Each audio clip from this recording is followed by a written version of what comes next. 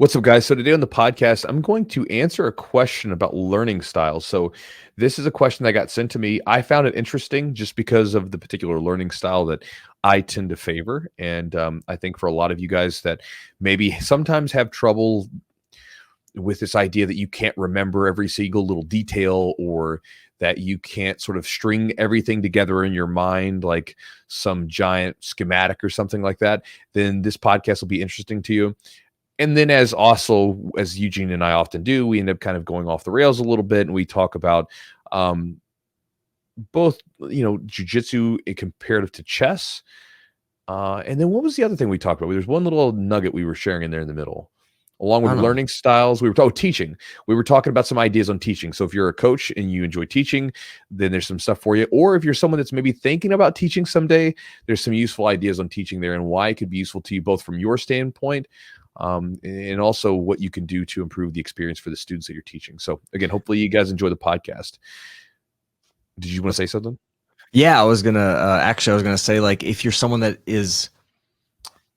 doesn't want to teach, it might give you an idea on how teaching could actually improve your jiu-jitsu as well. So I think if you're someone that's never thought about teaching, it might change your mind a little bit. Mm-hmm. Yeah, I think a lot of times people don't. Teaching is one of those things where you may not think about teaching at first, and then you do it, and you Yeah. realize how it's fun, and then you learn how valuable it is for yourself too. So in a very selfish way, it can be very good for your jiu-jitsu. For sure. Yeah. And guys, thanks to our sponsors, Charlotte's Web, charlottesweb.com. Promo code is Jiu-Jitsu20 to save 20% on the order. Big fan of their products, guys. You guys know this. Some of you guys have created shot games every time I talk about Charlotte's Web, like the one guy. We're gonna But post again, that. I We're gonna know we have need to to. post that. But again, it's a fantastic supplement. And as I've shared before, the CBD market is kind of the Wild West as far as supplements go. It's one of those things where you don't really know what you're getting. If it's not third party tested, if it doesn't have some sort of, if the company itself does not have any dedication towards quality and purity and focus, because it's one of those things where if you guys look around, like, I mean, anybody can just come up with a CBD. They're going to slap on a label and boom, we got a CBD here. Check it out. Right. And you don't know what's in there. You don't know what kind of soil it was grown in. You don't actually know what's in the contents of the bottle. It's almost like for instance, if you get a supplement, I would be very wary anytime something says proprietary blend, or if it says anything related to blend. Like if you look on the back of the label of a supplement and it says blend, be careful, because you probably aren't getting what you think you're getting in there, because a blend it can contain varying amounts of whatever it says is in there, right? So for instance, do you know this? I had no idea. Yeah. So basically, if you look on the back of a supplement, if it has it listed singularly, that's one thing.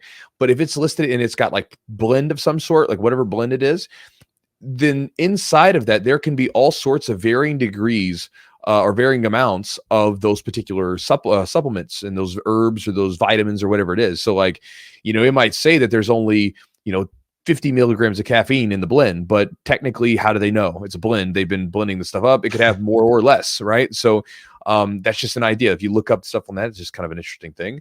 And so again, with CBD is one of those things where, someone could say, oh man, this has got, X amount of milligrams of CBD cannabinoids in there. And then you get it and maybe you feel something, maybe you don't. Or maybe you like this happened to me. One of the first supplements I got from a CBD company, I felt high. I felt like I was like high, like not in the way that I feel like from CBD. And so again, Charlotte's Web is third party tested. They make it an amazing product. And if you want to check out any of their stuff, again, go to charlottesweb.com. Promo code is Jiu-Jitsu20. I encourage people to try it out for like a month.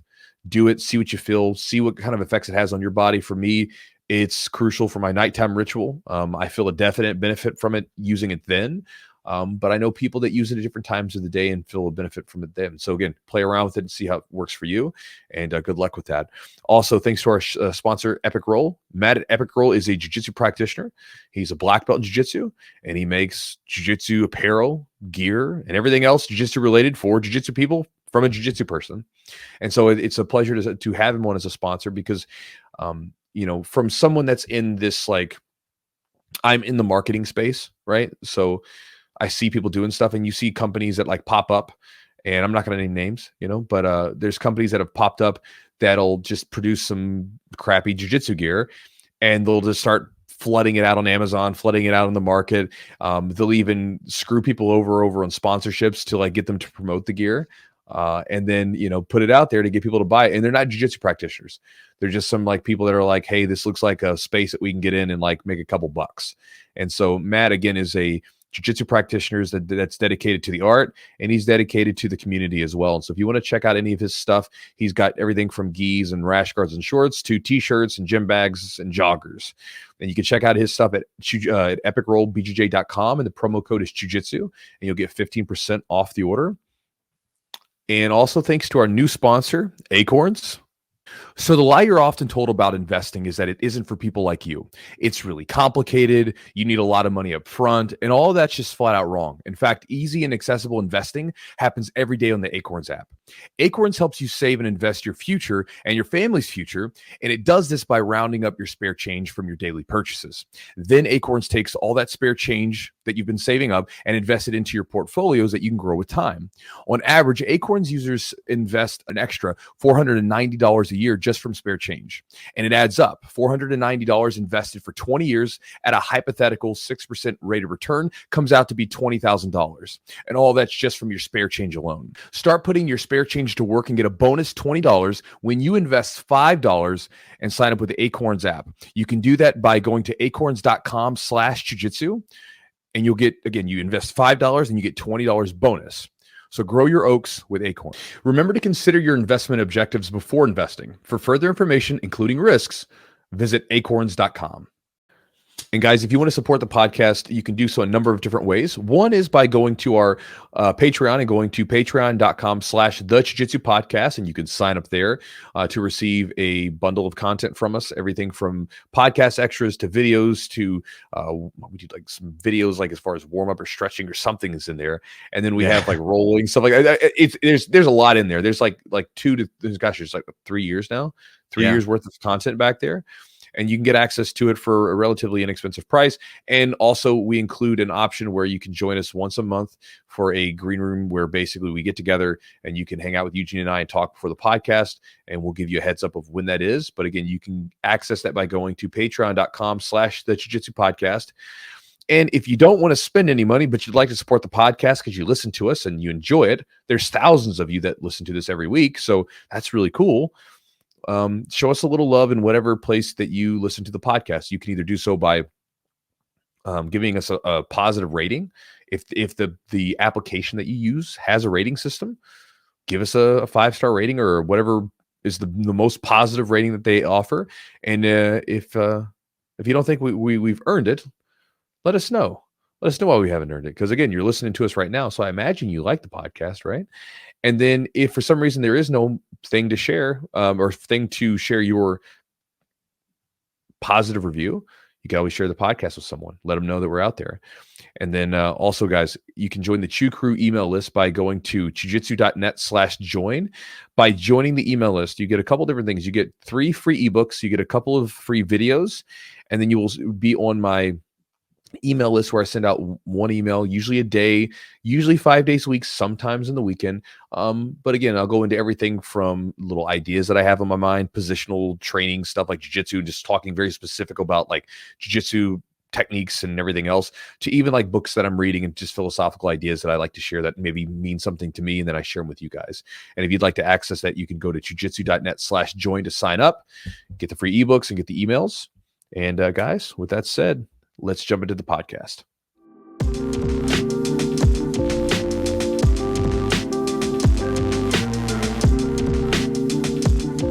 What's up, guys? So today on the podcast, Eugene and I are going to talk about an idea of learning. So recently I got a message from a guy.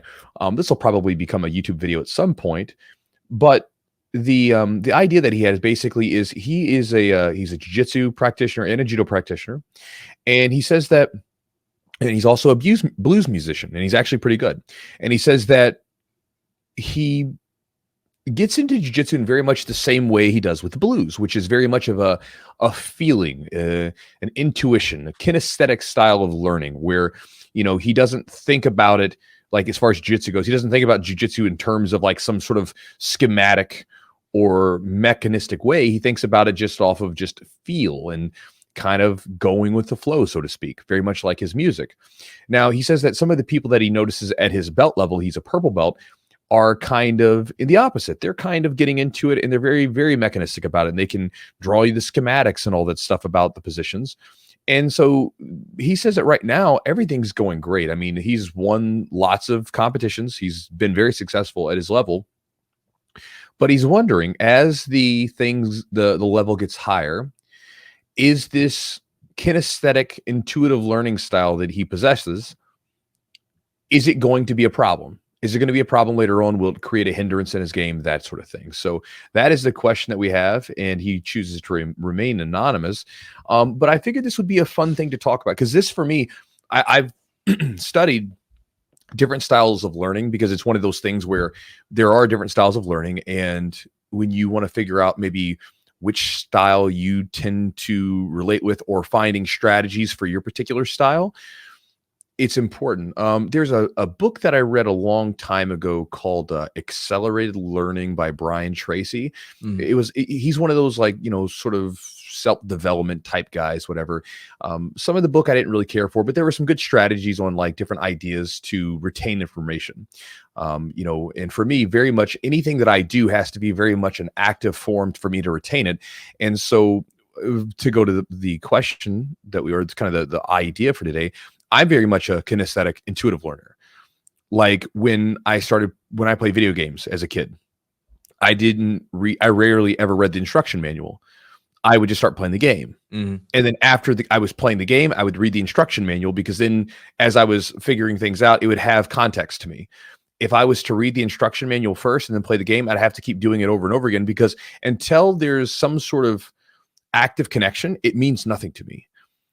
And very much with my jiu-jitsu, that was very much the same way, where, I remember almost feeling like I was stupid, because when I first started training, I had training partners who were these guys who could like memorize all these different techniques and how they all connected together and all that stuff.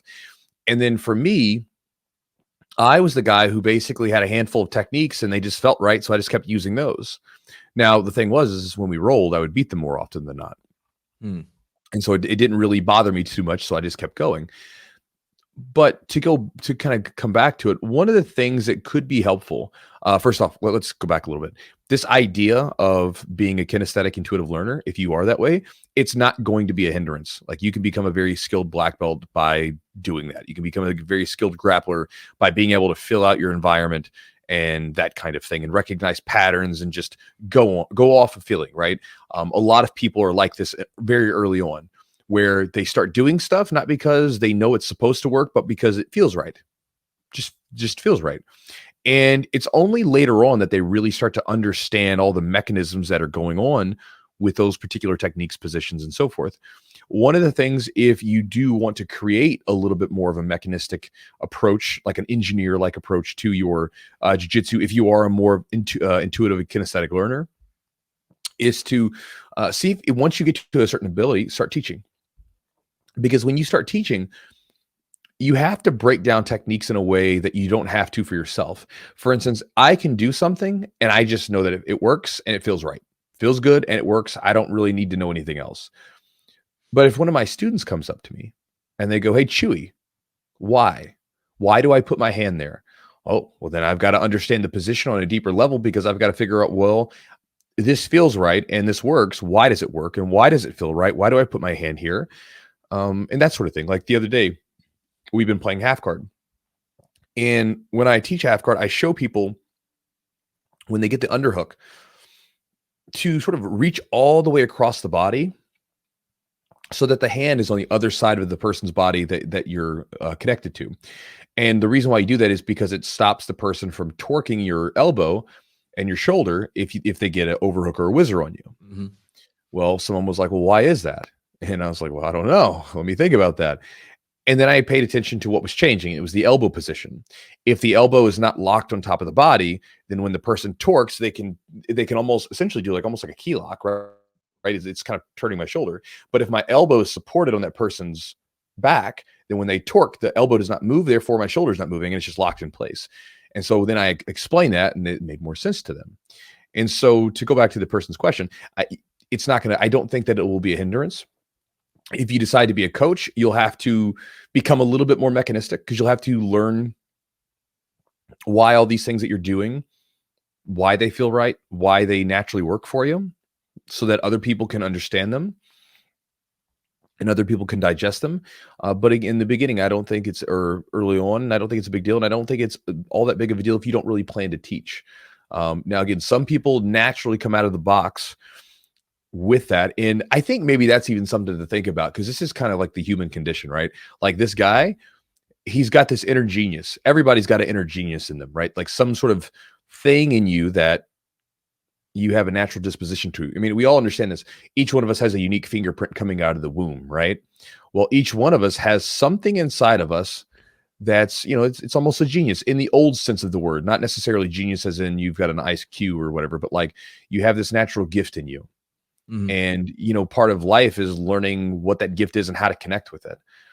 And so this person has a natural gift. He can play music very well. He can grapple very well. He has this very kinesthetic gift. And then he's looking at other people and looking at what they have and going, man, like they can do all this mechanistic stuff. They can draw schematics of their game and flowcharts. God, that's so cool. I'd like to be able to do that. And it's like the grass is greener. Classic, human nature sort of thing, right? We have our own gifts, and instead of like really owning our gifts and being like excited about them and what the potential they have, we look at other people's and we go, man, I want what they have. They got something cool. Let me have what they have. That one looks cool. Yeah. And I think that, just like jiu-jitsu, there's jiu-jitsu allows for people of different body types to excel, different learning styles to excel, different ages, everything. So, and I think it's one of the beautiful things about it. And so I don't think it'll be a hindrance. I think it'll be fine. And I think that if he wants to at some point, and if you are an intuitive kinesthetic learner where maybe you do a lot of stuff and maybe you can't articulate everything that you're doing, understand that that's generally pretty normal for the first like 3 to like 6 years, of training, depending on how quickly you pick it up. And at some point, if you want it to be a little bit more, if you want to increase the depth of knowledge, then I would start teaching from time to time if you can.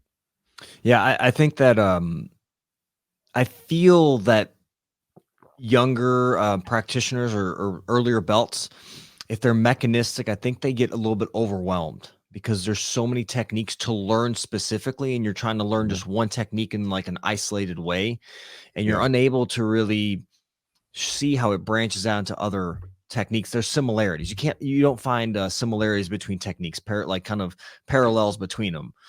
So I think when I learn more initially mechanistic. Like I learn like, okay, this is how you apply the arm bar. You grab here, you pull it across, put the foot on the hip here, shift the hip. I learn that way. And when I learn that way, I think it helps me kind of figure out a consistency. So initially that I think is the way that I learn. And then what I saw as I progressed and learned these techniques, I was able to play, right? We talk about play as an important factor in learning. I was able to play more because I had, more skills and I was a little better than some of the other people that were maybe earlier on in their jiu-jitsu journey. So I think that for me allowed me to be more intuitive and like figure out, ooh, look at this technique. I'm trying to, you see the upper belts too kind of play around when we drill. Like you're like, all right, upper belts, go kind of figure out your own style kind of thing. And I think you say that because, we do have the ability to connect the dots a little better than somebody that's just learning and trying to fine tune just this specific quote unquote right way of doing an arm bar Right. But there's really not one right way. There's so many other ways that, so many other possibilities, but you don't really see that initially. It's like you teach them the basic arm bar in this basic way or the basic triangle in this specific way. Because I think that gives some semblance of like a core ability. Yeah, I think that at some point everyone's going to have to come to this place in jiu-jitsu of improvisation. Yes, I agree. Because it's just one of these things where you can't physically, or you can't like physically and mentally, you can't go off of like some sort of like set sequence forever, because as we all know, sometimes that works, but a lot of times the person does something and they do something a little bit different than what you're expecting, and then you have to respond to that. And so then you have to just sort of make it up as you go. And Yes. there's a lot of times things are happening so fast that you don't have time to think about it. You don't have time to think about like the mechanisms that are going on. You just have to go off of like, okay, I've got to go off of what I think I need to do. And especially if it's outside of the pattern. If you have a normal pattern set up, then it's fine. But if you don't have a pattern set up and they do something brand new that you've never seen, Right. then you got to make an adjustment. One of the things I actually see is like when you'll start to notice that certain people have different learning styles as a coach. Like sometimes if I'm teaching a technique, I can see that some students are like laser, like locked on focused while I'm teaching. And then I'll see that I'll watch some students' eyes and I'll see their eyes glaze over a little bit. And then right then, like after, like whenever I do a technique, I'll typically say, all right, guys, I'm going to show you one more time. And then you guys are going to go. And as soon as I say that, the people's eyes that were glazing over, they like wake back up, and then I just go through the movement without explaining anything, and I just go through it one more time. Mhm. And I found this out because if I just taught and talked, like some people would listen to the words, but then they wouldn't watch. But then once I added in the explanation or the demonstration without any explanation, they would just watch. And so and then I also see where people that are so like, I've had engineers come in. And sometimes this isn't a problem, but I've had some guys that are like engineer types and they like have to know what they're supposed to do every step of the way. And that's so difficult to do early on because it's so hard to cover every base all over. Sometimes you're going to have to just be willing to step out and just screw up on stuff and just try things. Mhm. And I see a lot of times where they have trouble with that. Sometimes you can get too detail oriented, right?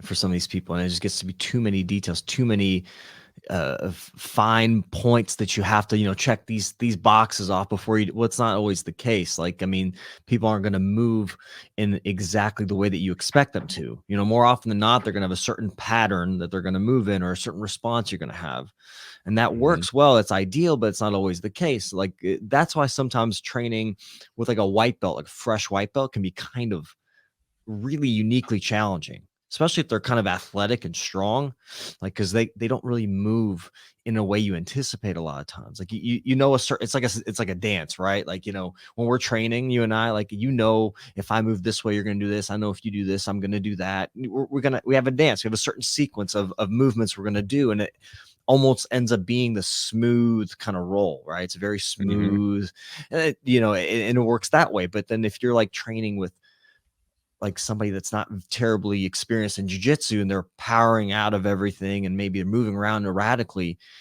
it doesn't seem very very smooth and controlled. It's almost like just kind of like just bursts of movement and kind of spasticity almost. Right. Well, because, when you think about jiu-jitsu, it has a similarity to chess with the idea of patterns, right? So in Okay. jiu-jitsu, everything that we do is a movement pattern. Okay. So like you understand this, like even something very simple involves like multiple different parts of our body moving in a way, right? We have to recruit some muscles and things, and we do a thing. So it's a movement pattern. And so that's what these are. And then a lot of what it is recognizing these patterns of movement. And so with that, when you look at chess, a lot of times like high level chess players, they're not memorizing the positions of the pieces. They're memorizing the patterns of the pieces because there are predictable patterns. Just like you said, if you get an experienced jiu-jitsu practitioner, they move in a somewhat predictable way. Now, they might smash you and they might obliterate you, but their movements are still somewhat predictable in the sense that like there's a way that they engage and you understand what they're doing every step of the way, even as they demolish you, right? Yeah. Opposed to a brand new person who doesn't have these set patterns in place. And so their movements are very wild and they don't know that they're not supposed to move this way or that way. And so it can sort of take you for a loop. And again, very similar to this is when you play chess with someone who's never really played chess. They don't understand the theory of the pieces. They don't understand because like in chess, there are a number of openings that are considered traditional, and they have names to them. They're named after people and things like this. And and most like good chess players typically will have a particular opening, depending on whether they're the white or the black pieces, and they'll have an opening that they open with, and it becomes their opening because what happens is they start with a couple movements of pieces, and then a couple of set predictable patterns typically emerge from there. And so very similar to jiu-jitsu, where you open up with a technique and you open up with a position, and then there's these patterns that exist. And so with that, like a lot of times people that are new, or people that are even people that come from other grappling sports, this happens a lot too. If you roll with a judoka, you roll with a sambo player, you roll with a wrestler, they engage in a different way that you're not used to. Their patterns are completely different. Mm-hmm. And it's a really cool test for your jiu-jitsu and for your ability to adapt. I know that over the years, I've always enjoyed those. I enjoyed them in a way that it was frustrating maybe at first, but then later on, I was really happy about it, where, I might roll with someone who was a judo player and they had this ridiculous turtle position. It didn't make any sense. It was so hard to, like, they were like a rock, you know what I mean? Besides the throwing stuff that they're really good at on their feet, and their grips and like their turtle position was very different than jiu-jitsu, the way they used it.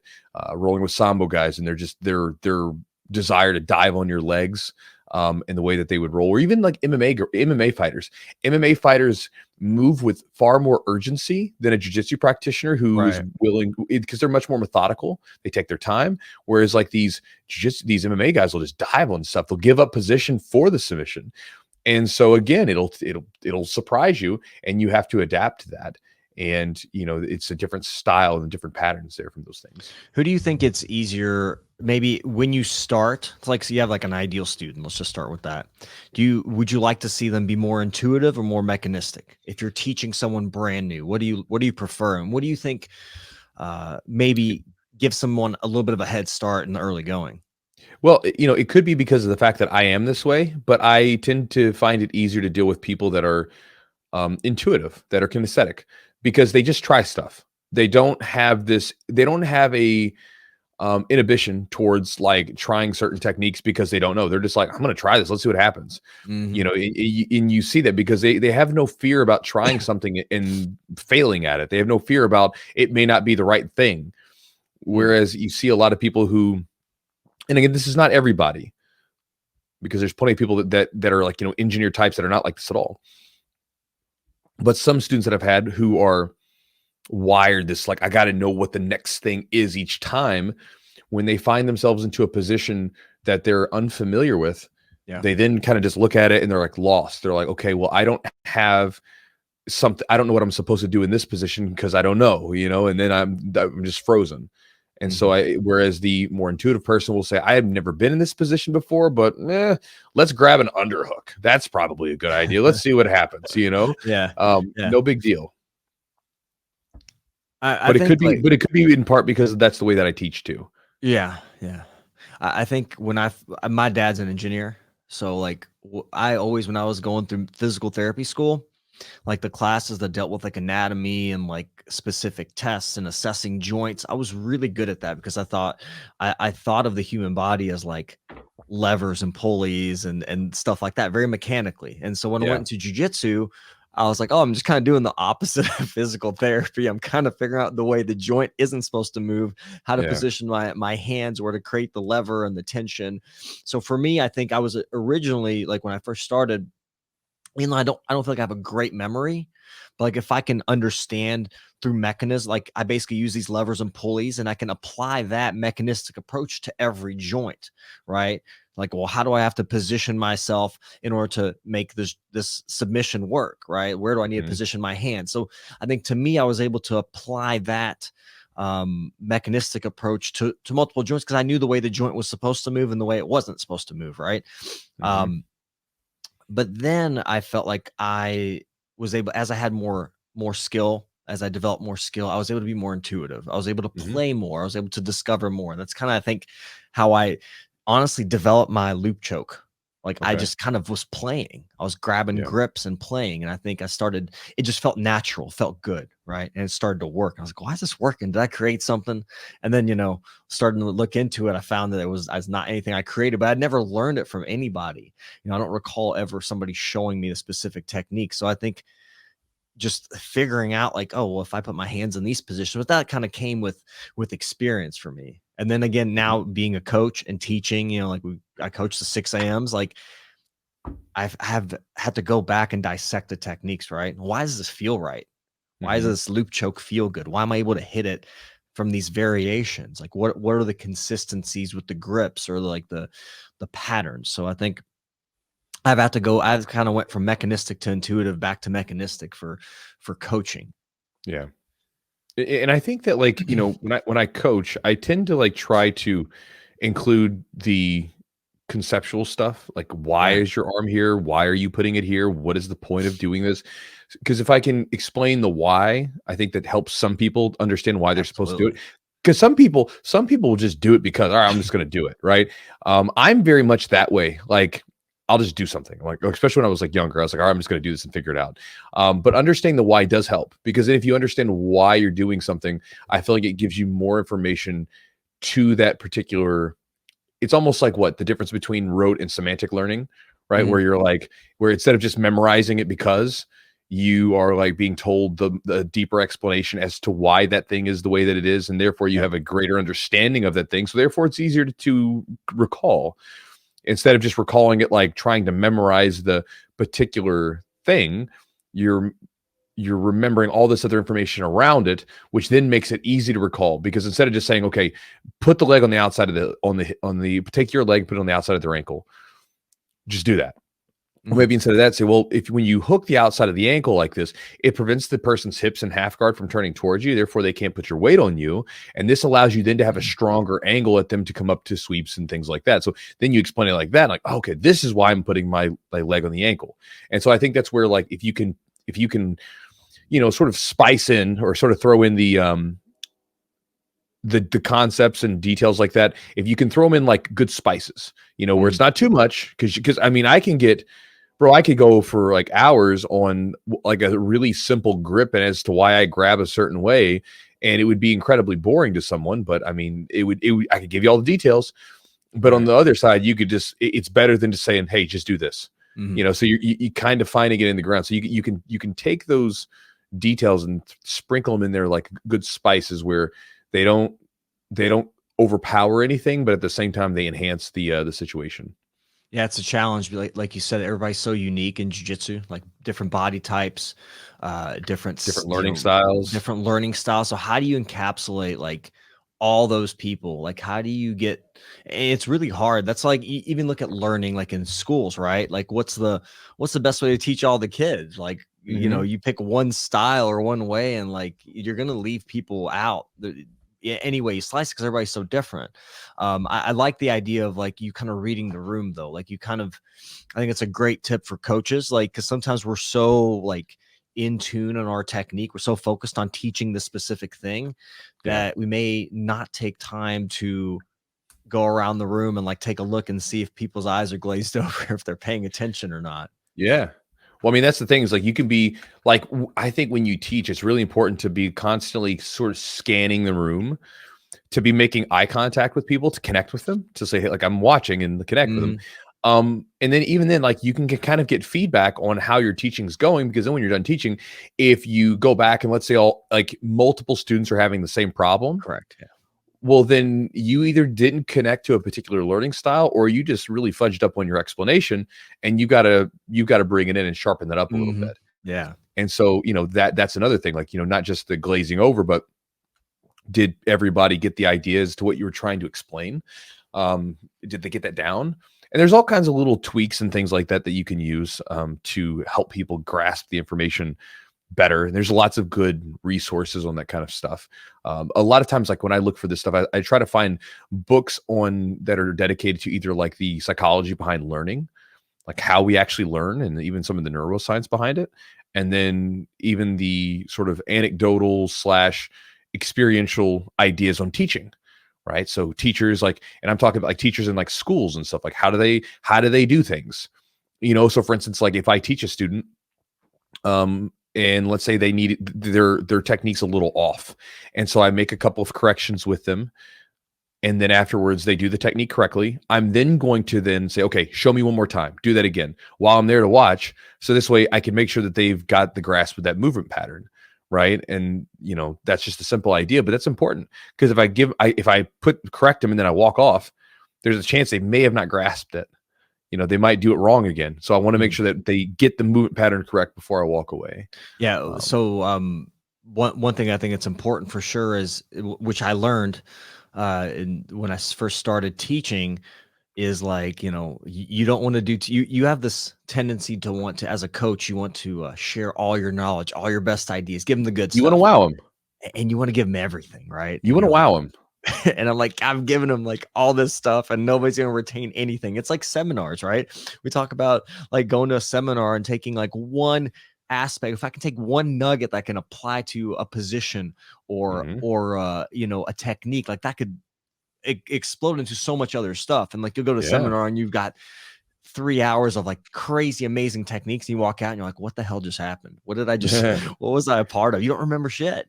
And I think sometimes the best seminars, we've talked about this, that we go to are the ones where you learn like one basic thing over and over and you build off of that one thing, but it all kind of blends together and it's all part of one key concept that you can kind of take. Yeah, seminars, when seminars are done and you do too much, like where you walk away and you don't remember anything, Mhm. those in my mind are kind of almost like comedy shows in a way. Like, have you ever gone to a comedy like show or watched a comedy special and if it was really, really funny, you like laughed until your stomach hurt and your face was sore. It Mhm. was so good, right? When you walk out, then you try to like tell someone about it and you can't even remember really the jokes. You're like, he said this thing about this thing. Like you can't Yep. even recall the jokes, but you knew they were funny. And so a lot of times you'll go to seminars and you'll be like, man, this is some really cool stuff. And then you'll go back and someone say, what'd you learn at the seminar? Oh man, it was really cool. We learned, man, I don't really remember, like, it's like, it was some good stuff though. Yeah. It's like the same kind of thing. Yeah. Like I think that learning how to show like not show too much, but show enough to kind of keep everybody satisfied and keep even like, all the variety of belts kind of interested and engaged. And that's kind of a challenging thing to do. And part of that is, I wanted to ask you, Chewy, like, what do you think about like, what's an optimal like learning or teaching environment for you? I mean, is there a certain thing that you've seen, like how to create an environment that's maybe more conducive to learning?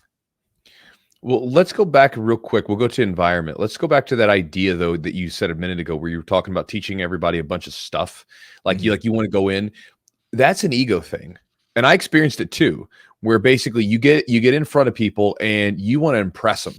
You Mhm. want to be like, look, I'm really good at this and I really want you guys to know that I'm good at this. And Look because how much I know, right? how much I know, because my position right now is insecure, right? Because like I'm a new teacher, I'm insecure in the situation, so therefore I'm going to try to compensate for that with basically being like, I'm going to show you some crazy stuff, and some really cool stuff.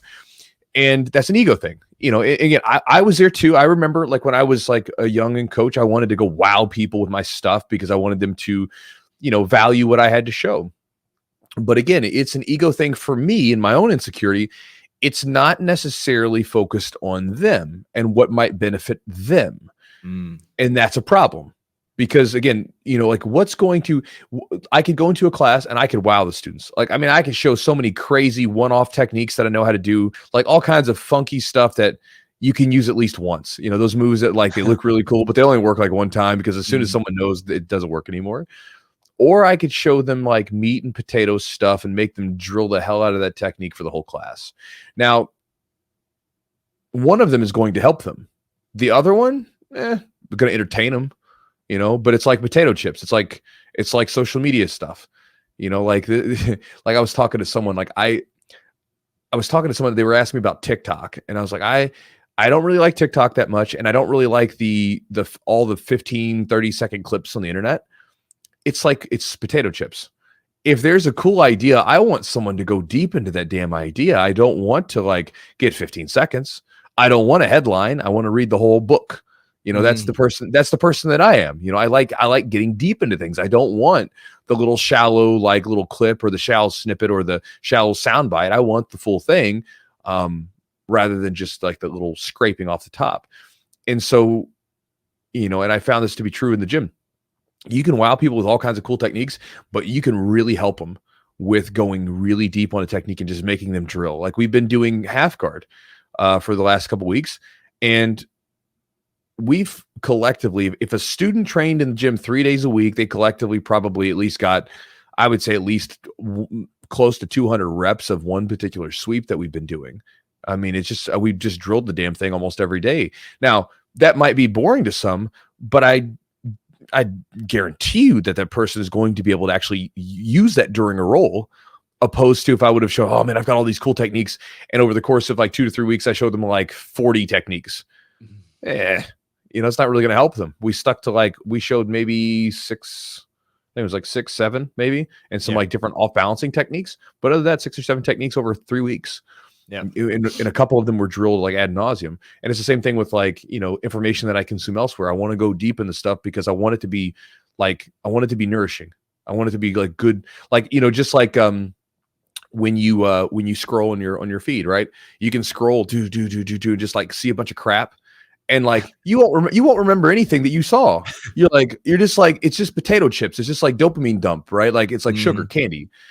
But if you sat down and watched on like a 25, 30-minute lecture on one idea, I guarantee you're going to probably remember something from that, because that's a deep idea, opposed to getting like a 15-second sound bite and then you're off to look at whatever else is next, And so I think it's important to, as a coach, to go deep into those things. Now, as far as the environment goes, that's a subjective thing.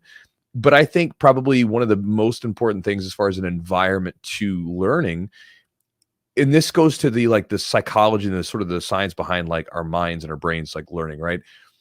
We do not learn in highly stressful situations, right? As far as we don't learn new information, and we don't bridge the gap with information in highly stressful situations. But at the same time, it can't be too relaxed, because if you're too relaxed, it's the same sort of thing. And people that, for thinking of the highly stressful situations, you can think about when you have been really nervous for something and you brain fart, right? Yeah. You can't think on your feet. If you're nervous about a date, you can't think about what to say to the person, and then if you're in jiu-jitsu, if you've ever competed and you were competing and you had a complete brain fart, and you couldn't even remember what you were supposed to do. And then later on you watch the video and you're like, what was I doing? The person was dangling their arm out in front of me. Right.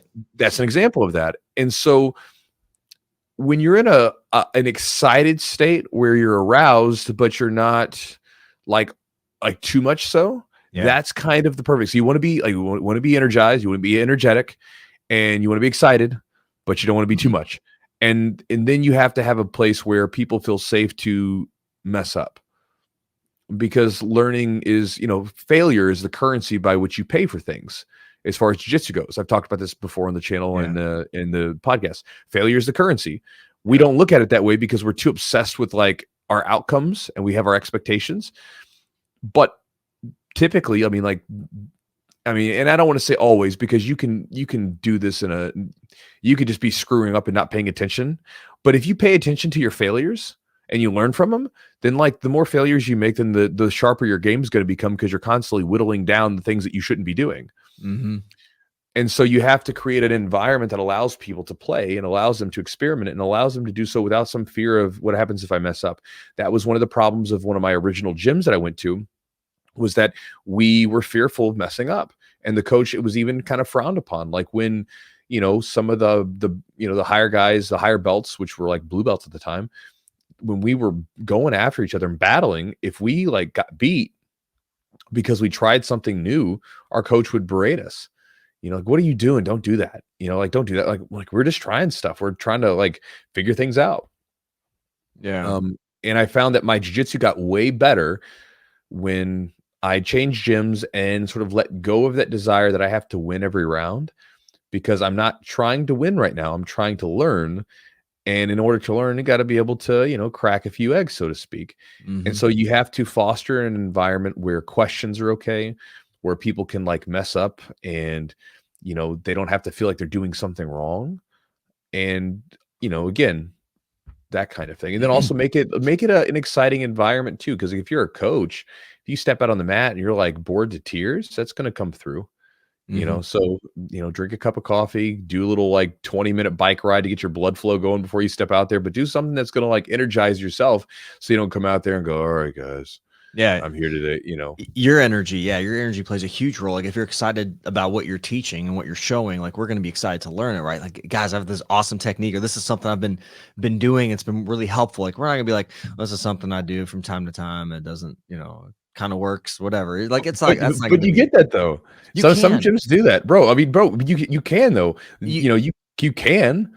you It's not see it in optimal, but these like I think we talked about like these environments where like it's very much regimented. Like we learn this technique this way and this way. You don't make any changes. Like you said, you've gone to gyms before where everybody rolls the exact same way, because yeah, I think but it's just you like and a I have even trained at gyms together, because I know of one we trained at together where it was very much like, all right, guys, here's what I'm doing, da, da, da, da, da. And like, all right, next move, here's what I'm doing. Like, you know, we had maybe 2 minutes to drill the technique, and then we're off to the next. I remember we were there. I counted, and I do this when I go to other gyms. I look at the difference between how long the coach allows us to drill versus how long they spoke, Mhm. right?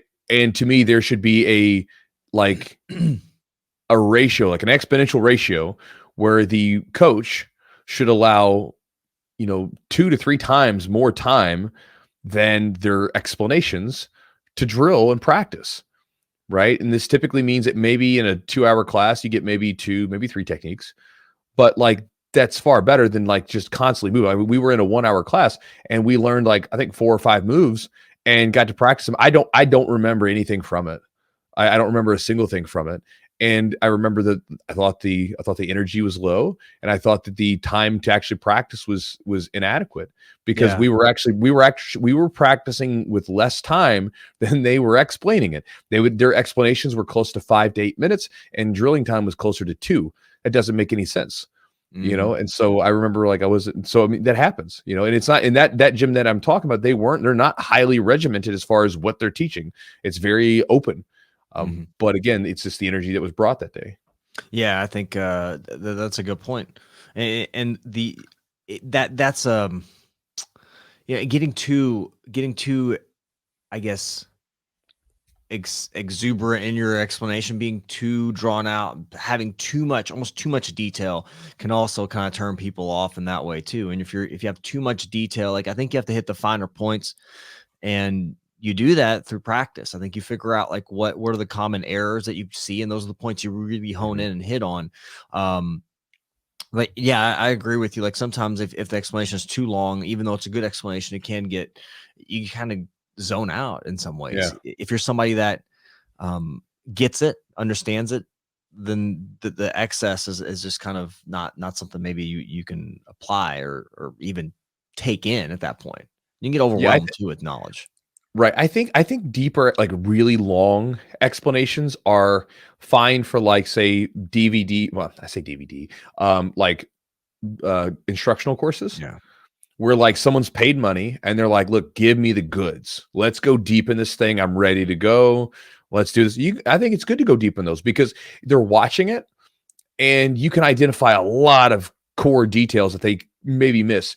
Whereas in the gym, I think that the details should be a little bit like you should be a little bit on the lighter side, not because just from the simple fact that I think that people can tend to tune out a bit, like you said, it Yeah. almost glaze over if it becomes too long.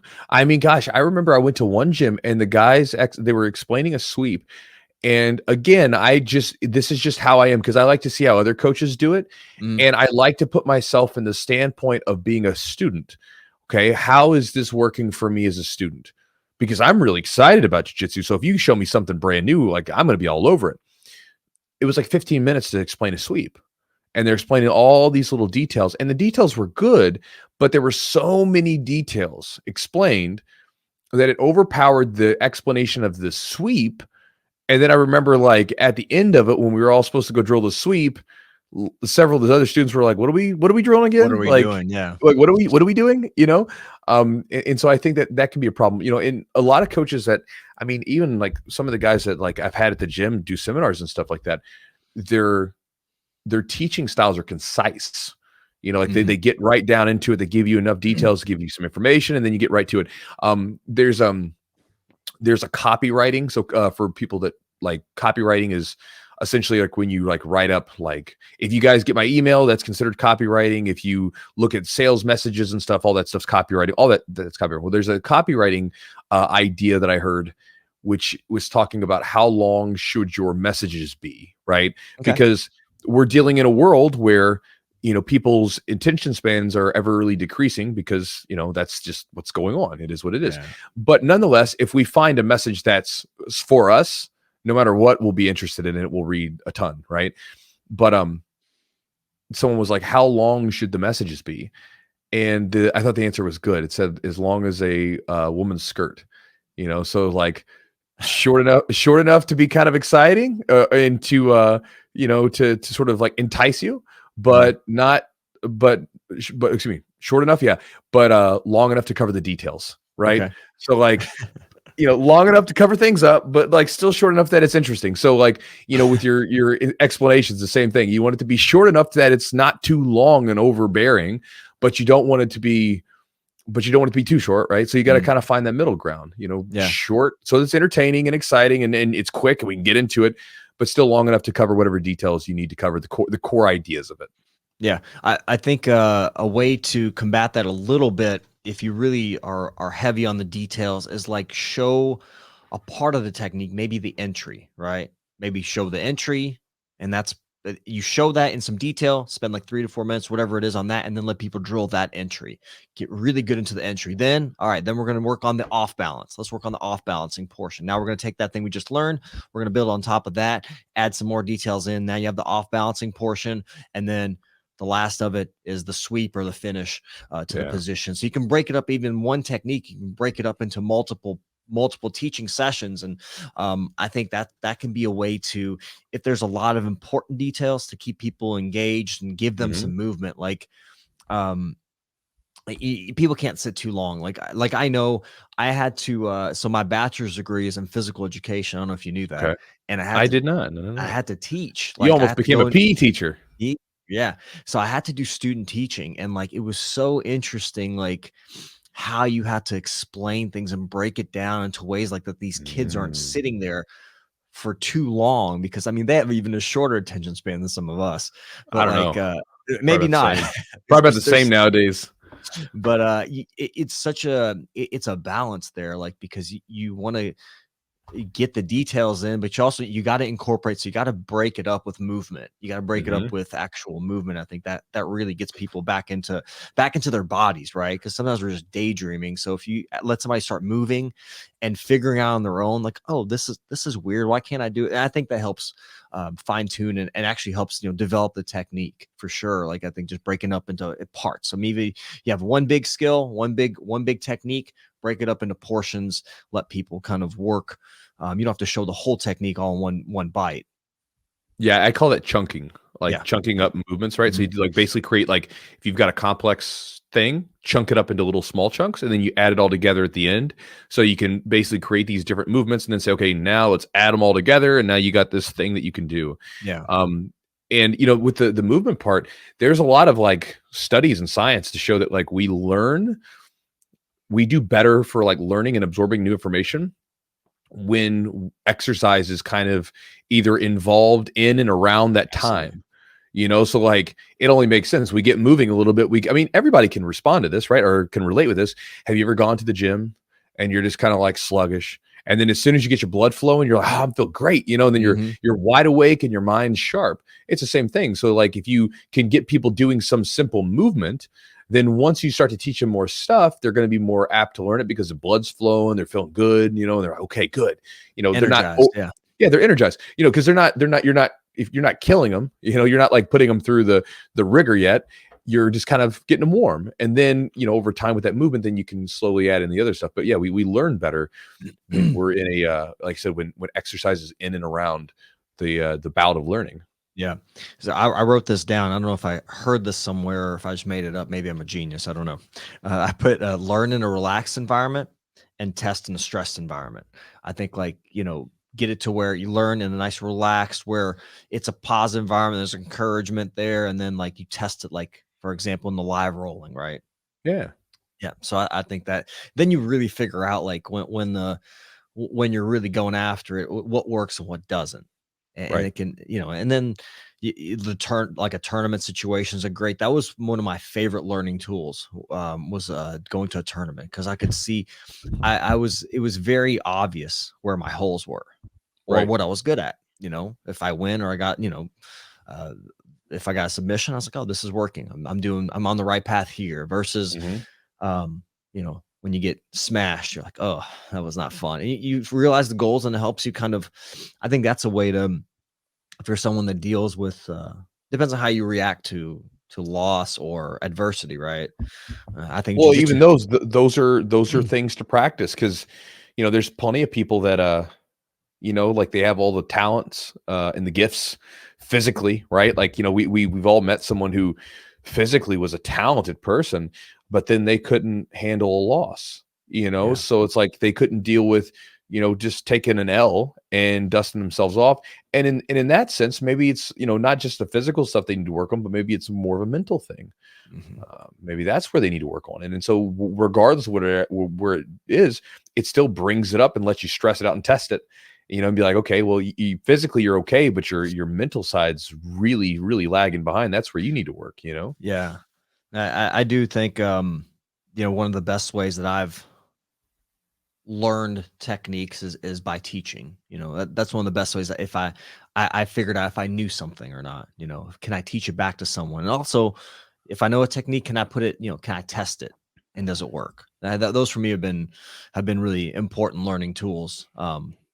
Besides, just kind of just sitting in on a class and just kind of picking things out and seeing what I like, and what it, speaks to me as far as learning techniques.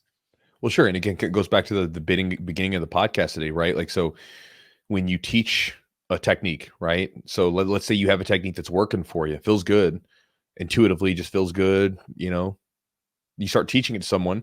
Well, then you got to like break it all down for them. Mhm. I think of it as I always Baby say this, birding. and baby birding. Yeah, you gotta be the mama bird, right? You got to give Yeah. them, you got to take that information, you got to break it down into digestible chunks, because their ability to absorb movement patterns, especially when we're talking about like newer students or people who haven't played with the position, their ability to absorb those patterns is less so than yours.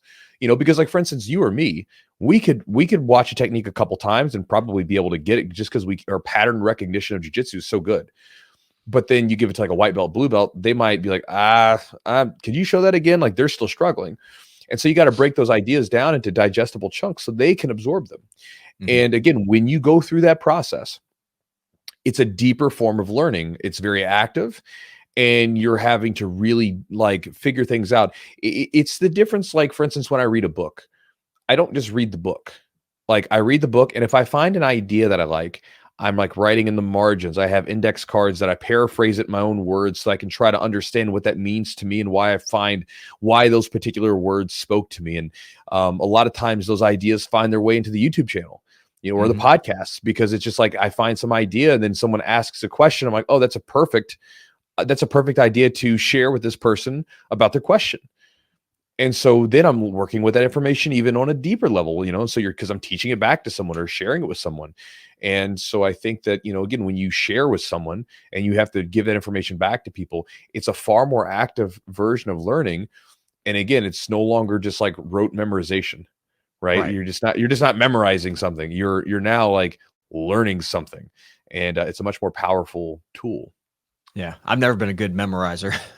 I remember having people in class that could look through the PowerPoint or whatever when it was presented. They would basically be learning in during the presentation, right? Like, some Yeah. people learn. I have to like take notes, go back and read it and rewrite it, and that was such a. I need a lot more reps. That's just the way I work. That's the only way I would ingrain that information in my brain. But some people amaze me, like they can just learn a technique. I think, now I can definitely, I'm much better at learning, especially jujitsu, because I've done it for so long. I can definitely, like you said, we have that pattern recognition. We see Right. this, the similarities, or the commonalities in the movements, and we know how this movement's similar to another technique that we've seen, and how they can kind of work together, how it's similar. Well, it's like they did a study with like chess players. And so they took these chess grandmasters, right? Mhm. And they would essentially flash like multiple chessboards in front of them Mhm. to where they would only be able to see the pieces for like just a moment, right? Yeah. And they were able to recall like multiple chessboards with accuracy, right? Whereas you or I, we would be able to maybe focus on one. We could probably we probably couldn't put, because I don't believe you're like a really hardcore chess player, are you? No, I barely know how to play. Man, Barely. you're Russian, bro. Like I how know, is that? You're dude. I supposed to be barely good know at how this to stuff. play. No, I'm Um, terrible. Plus, we gotta talk about this this chess video I saw. I gotta tell you about it. cool. And so basically the reason for that is you or I would probably be like trying to memorize each piece, right? Sure. Whereas the chess players, again, they see big patterns. And so when they're looking at the board, they're not memorizing the one piece here and there. They're memorizing these big chunks of patterns. Yeah. And so therefore their ability to to understand where like what multiple boards are doing is easier, because let's say for example, just to keep numbers very simple, let's say that your maximum ability for capacity is 10 units of learning, right? You have 10 units of memory short term. Well, then if you're looking at the chessboard, each piece is a unit, right? So each piece is one unit. So, you're only going to get to 10. Well, then if let's say this person is saying a pattern might include, 5 to 10 pieces. And so therefore, each one of those is it's much larger. That one unit, while it's still one unit, it encapsulates a much larger degree of information because of their recognition of all the different patterns. And that's what happens in jiu-jitsu, where we can see just little chunks of information, and we remember so much more of it because we've done things. So for instance, like an arm bar. An arm bar to a beginner is grab the tricep, put the foot on the hip. Like it's each one of these little movements, and it's a lot to remember. To you or I, a arm bar is arm bar.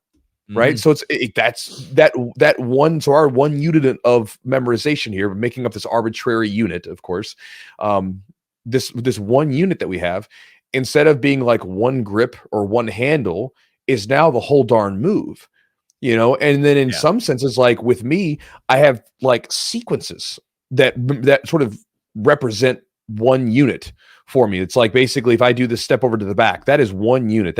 It's basically 3 different moves that I've basically combined together that work for me. And so, this is why it's easier for us to just grab the information much more faster, because we're not trying to memorize everything.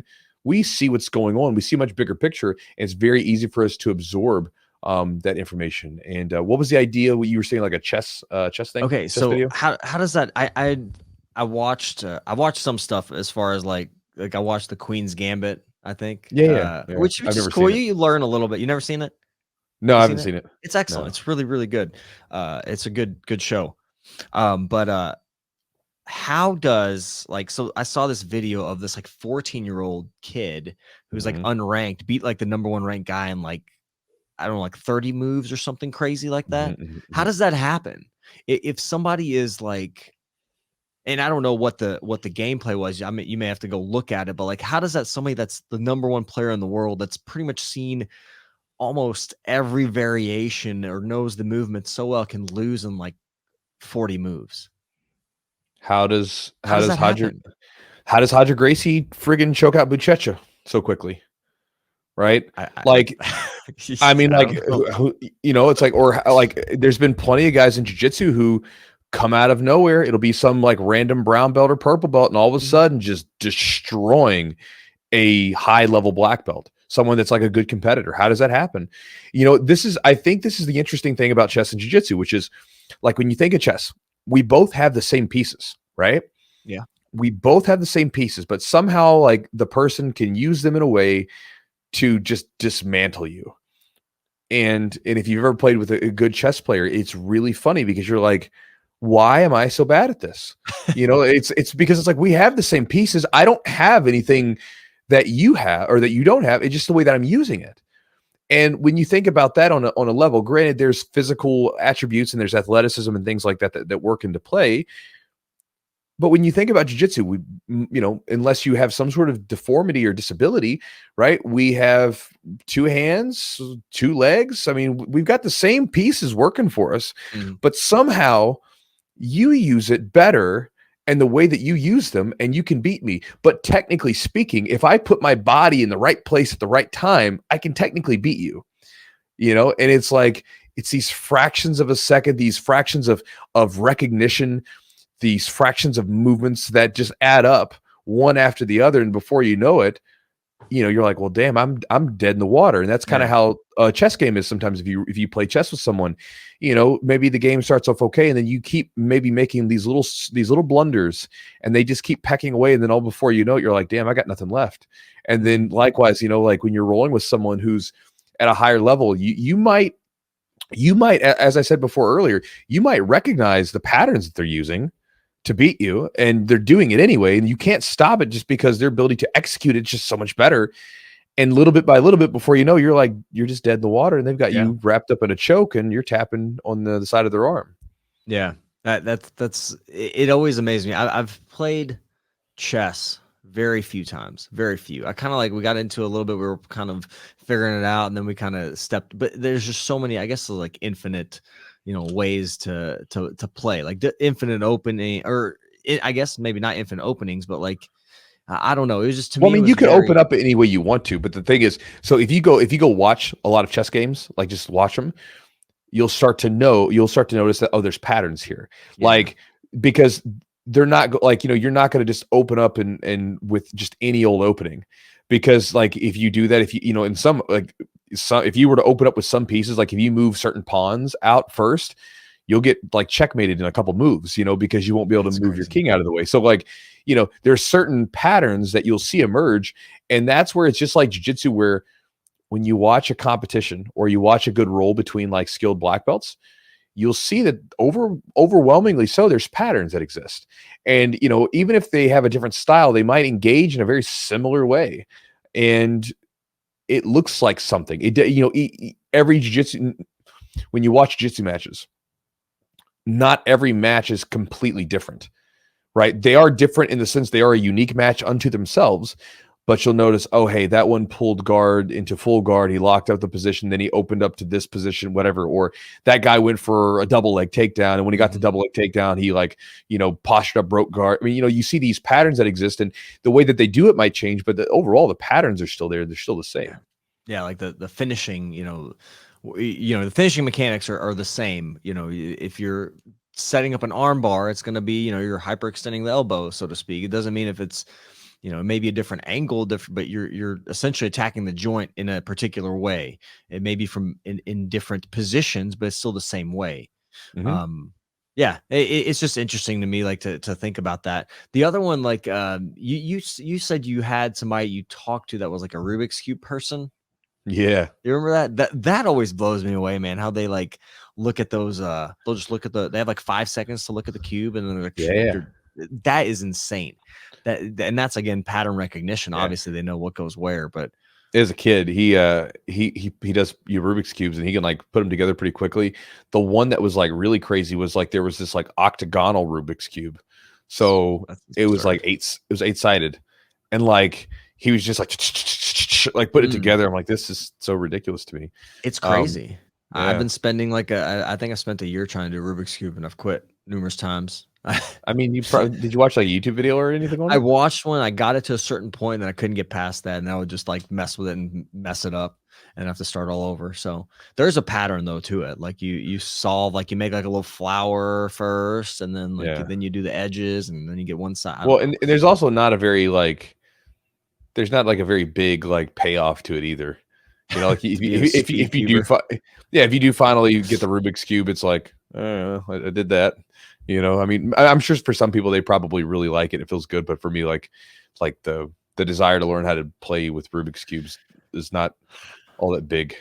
Don't hate on those Rubik's cubers, Chewy. No, I'm not. Everybody's hate mail, buddy. I didn't hate on it. Like everybody's got their own thing. It's one of the. It is. Well, and this goes back to everybody's got their own sort of inner genius, right? Everybody's got a little genius in them if they can find the right thing for it. You know, some people like put together puzzles like Rubik's cubes, and they're freaking amazing at them. And I'm sure that probably means they have some sort of aptitude towards something else. Mine is not there. Mine is very much like within my body. Everything bodily. It's a lot to do with that. Everything from the way that I speak, the way that I train, everything else. And so, you know, and it's not a bad thing or good thing. It just is. And so you got to work towards that. And so going back to the original question, again, we kind of went off on tangents as far as talking about chess and learning and everything I'm else. curious. Yeah. You know, there's different styles of learning, and all of us are different.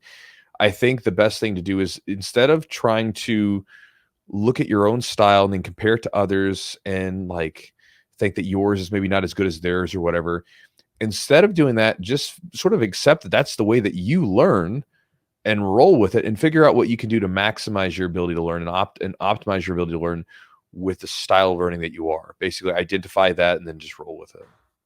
All right, guys. So hope you enjoyed the podcast today. Hopefully you got a little nugget of information that you find useful that maybe you can implement into your training, or just something to kind of like let it stew around in your brain. Sometimes for me, if I catch a good idea, I'll have that idea like sit there in my noggin for days or even sometimes weeks while I'm sort of playing around with it.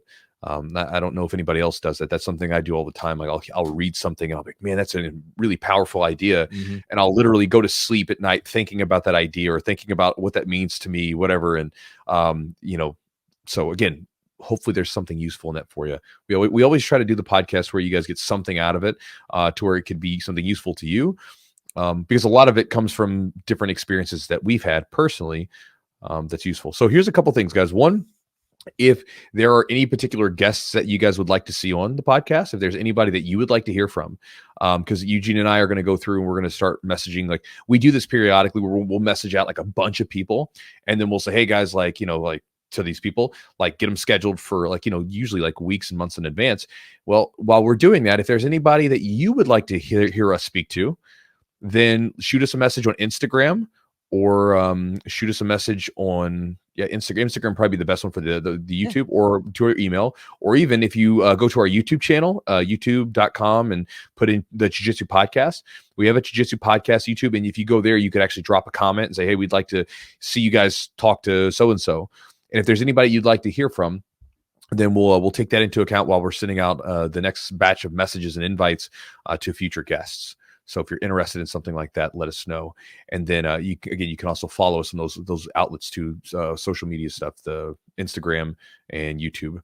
And again, guys, if you want to support the podcast directly, you can do so also by going to the Patreon, by going to patreon.com/the Jiu-Jitsu podcast. And also thanks to our sponsors. Charlotte's Web, charlottesweb.com. Promo code is Jiu-Jitsu20 to save 20% off. Again, you guys know I'm a big fan of the products, and I encourage everybody to try it out for a month.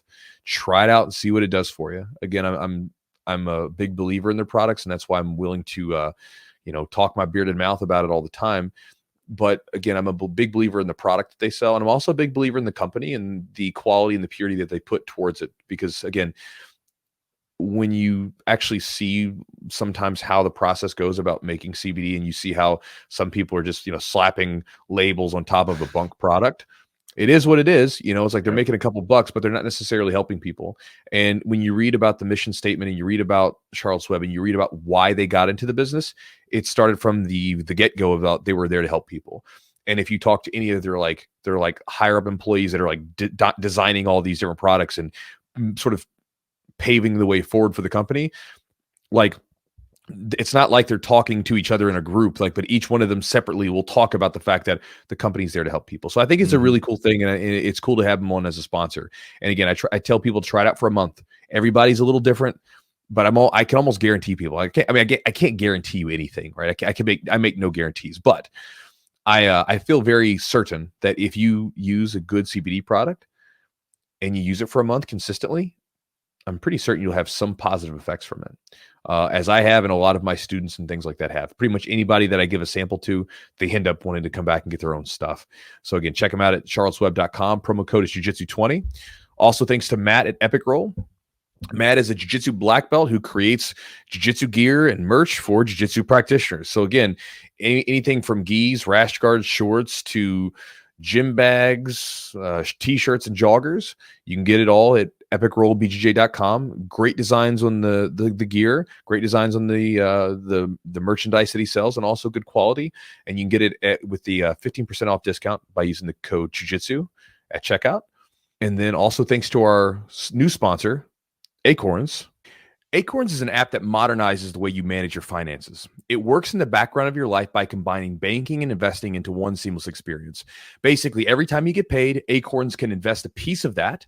And every time you make a purchase, Acorns can invest your spare change into portfolios that grow with time. Start with investing with Acorns and get a $20 bonus in investments when you sign up at acorns.com/jujitsu with a $5 investment. So again, when you invest $5, you get a $20 bonus just for signing up, again, by going to acorns.com/jujitsu. And again, remember to consider your investment objectives before investing. And for further information and disclosures, you can visit acorns.com. Remember to consider your investment objectives before investing. For further information, including risks, visit acorns.com. And guys, to end this one off too, if you guys want to check out my email list, my Chew Crew email list, and get a hold of 3 free ebooks that I give away plus 2 videos, and get my daily email, you can do so by going to chewjitsu.net/join, JOIN. Once you sign up there, you'll get my emails. I send out one a day, usually throughout the week, sometimes on the weekends, and you'll get access instantly to the ebooks. And again, you can dig into those. There's some really good stuff on there for you guys to read up on and learn from. And again, you can unsubscribe at any point, but again, in those emails that I send out, it's everything from stuff that you might find related to jiu-jitsu. Sometimes it's philosophical ideas and books that I'm reading. Sometimes it's random things that are going on in my sort of existence that I don't really share anywhere else. One thing though, I know I kind of talked about it before because, you know, it just seems to be that's what's happening.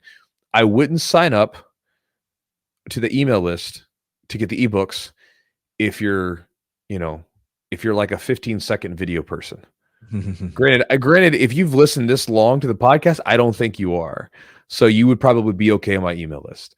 But if for some reason, if you skipped the end of the day and you didn't listen to the whole podcast and you're like a short attention span person, I wouldn't mess with it.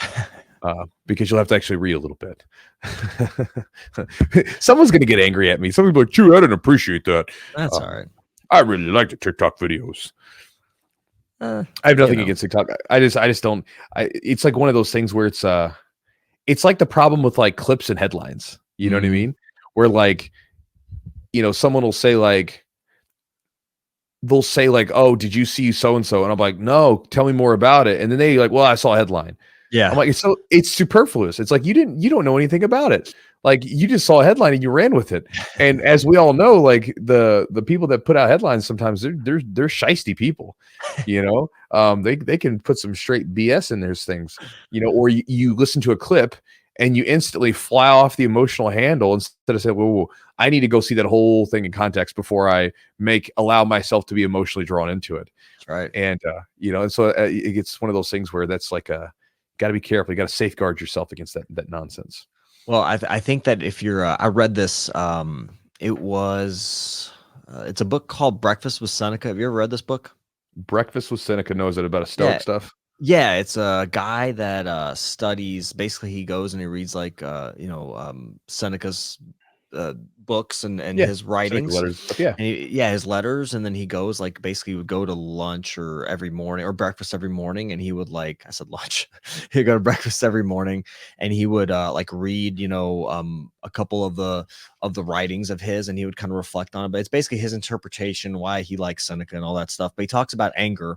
It's a big thing in Stoicism they talk about. And Seneca had a thing about one way to like anger is very dangerous. Obviously, you do things angry that you wouldn't do normally. Right. And you act, some people will act out of character or act irrationally out of anger. So he said the one thing you can do, so if you're somebody who gets angry or what have you, one thing is you do is give yourself not space, what did he say, distance, right? You distance yourself like from the situation, give yourself some time away and like think about like, why am I mad or something to be mad about? Like, because that way you allow it to kind of almost like dissipate. The anger will dissipate, right? Whether you step away and you like meditate, right? That's a way of just being with the anger. Like, why are you angry? Kind of questioning yourself. So I think that way you don't act irrationally. I don't know how I got on this topic, but anyway, so give yourself distance or space if you find yourself being angry about something, especially now there's some crazy times going on. People are very triggered, very emotionally charged about stuff. Well, right. And most people are very inept with dealing with their emotions, right? Yeah. Like they just allow themselves to fly off the handle And you see this in person, and you see this on social media and like online all the time, where people just fly off the friggin' handle, opposed to saying like, okay, no, this person maybe just has a different subjective opinion than me, because we're all living different subjective experiences. And let's figure out what's going on here, instead of like, no, you're wrong. And then, instead of talking about the argument or the point they made, it turns into attacks on the person. Anytime I'm like really frustrated with someone, I'm really angry. It doesn't happen very often. I write in my journal, and I will write out the most mean, scathing letter to that person or to that situation, whatever it might be. Just foul, just mean, whatever nasty stuff's going on in me. I write it all down. Yeah. Write it out. And then by the end of it, I'm kind of done. It's honestly like, it's just like you're getting it out. It's like dumping it out of your brain. Right. And so like, then it's like, okay, I don't have those feelings anymore. Or so you discover that's why you kind of put a rational perspective. Like they say journaling is like you having a conversation with yourself, right? It gives you a way to kind of just write all that stuff out, get it out of you almost, and then you can go back and read it and be like, well, why was I angry? Maybe not. Abraham Lincoln did that. I remember reading about it. They apparently they found like after he was assassinated, they found this like big trunk of letters that he wrote, one was to like one of the Union generals, and he was just basically just tearing through this dude about how incompetent he was. And then that letter went into the drawer, and then he like typed up or he wrote out like a more reasonable letter, right. And I think that's helpful, because again, just having some way, I feel like you need some way to get rid of it. You know what I mean? And whether Absolutely. That's through exercise or through writing out, you need to get rid of that energy. But again, going to it, I think another thing, and this kind of goes back to the Stoics, like, when you look at Marcus Aurelius's meditations, that was for himself. He was writing for himself. He wasn't writing for anyone else. And so he was telling himself, listen, why are you getting angry about this stuff? You're going to die someday. And all of this stuff that you see, all these people that make you angry, all of it'll be gone. So why do you even care? Why do you care that this person did this thing? And, it's such a resourceful way to be, because, someone gets really angry. Like, well, why do I care? Why do I care that you're angry? Yeah. And also for me, and honestly, it's more of like a control thing. If I allow someone to make me angry, that means they have control over me. And I don't like that. Yeah, that's true. That's true. They control your emotions, but I thought it was just an interesting thing I've been reading. I've been into diving down the Stoicism rabbit hole, going in through that and just trying to figure it out, see what speaks to me. It's been fun. It's been a good learning experience. Like actually, while we were traveling, I was on the plane, and Mish and I were sitting in separate seats. Like they separated us because we had to get like a last minute flight change. And this woman sitting next to me, or she's younger, probably in her early 20s, mid 20s. And like she saw me writing like in the notebook, and she was very like brash. Most people will like kind of be like, oh, okay, whatever, ignore. But she was I don't know where she was from, but I know she told me she spoke German, Spanish, English, and maybe something else. So she was like, very well traveled and all that stuff. And she's like, so what are you doing? And I was taking notes on one of Ryan Holiday's books. I forget which book it was. Maybe Courage is Calling, something like that. And so what I do is I'll listen to the audiobook if I'm listening, and I'll take audio notes. Like I'll stop it and I'll take an audio note. And then later on I'll go back and I'll write it in this journal to like solidify and go. And so she was kind of asking me, what are you doing? And I was like, well, I'm just, taking notes on this book. I'm just trying to learn and remember it. Yeah. Yeah. It's just the way I kind of remember, like learn audio. If I listen to audiobooks, going back to learning, if I listen to audiobooks, I'll just never, I'll forget it. I'll be like, what's this quote about this thing? Like I just did about the breakfast with Seneca. I haven't been taking notes on that one. I'll probably have to go back and listen to it again and take some notes on it. But usually I'll find something good, some nugget that I can kind of, like you said, you read something and you put it in like, oh, it's a great idea. How can I use this idea in a video or in a concept that I'm trying to learn about or something like that? So, or even if it just speaks to you, like I was reading through meditations the other night, and it was talking about like the idea of gossip, and like speaking negatively about someone.